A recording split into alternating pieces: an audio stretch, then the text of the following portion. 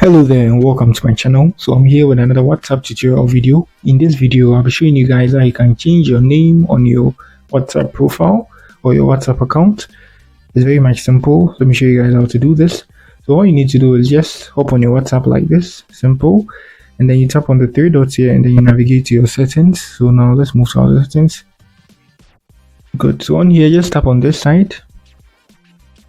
Good, and you can see your name there. So I've set my name to 0. So now I need to just enter my name, my preferred name. So my name is Mike. So I just enter my name.